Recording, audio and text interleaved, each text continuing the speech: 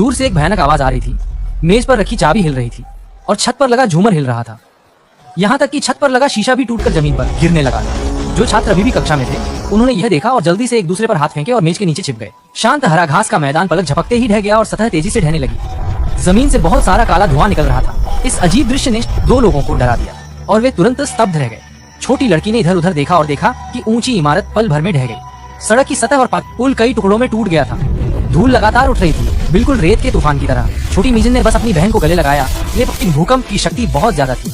अविनाशी इमारत हिलने लगी। दोनों बहनें तुरंत जमीन पर गिर गईं। नतीजतन उन्होंने समय रहते अपन सिर की रक्षा की, लेकिन फिर भी उन्हें गंभीर मामूली चोटें आईं।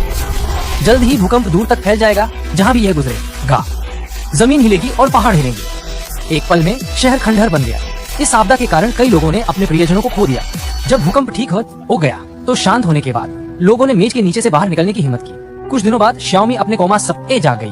थोड़ी देर तक अचंभे में रहने के बाद वह अपने थके हुए शरीर को मुश्किल से उठने के लिए खींचती रही। उसे याद आया कि उसे अपनी बहन की तलाश करनी थी। इमारत के दूसरी तरफ उसकी बहन जमीन पर घुटनों के बल बैठी थी। श्याओमी ने ऊपर जाकर देखा कि पत्थर के नीचे एक महिला था। इस समय उसने निगल लिया और सांस ली। अचानक दोनों ने एक आवाज सुनी। ऐसा लग रहा था कि ऊपर से कुछ गिरने वाला था। सेकंड के लिए प्रतिस्पर्धा करने के लिए श्याओमी ने बड़ी चट्टान को बल से उठाया और उसकी बहन ने महिला का हाथ पकड़ लिया और गिरने से एक सेकंड पहले पत्थर को सफलतापूर्वक उठा लिया।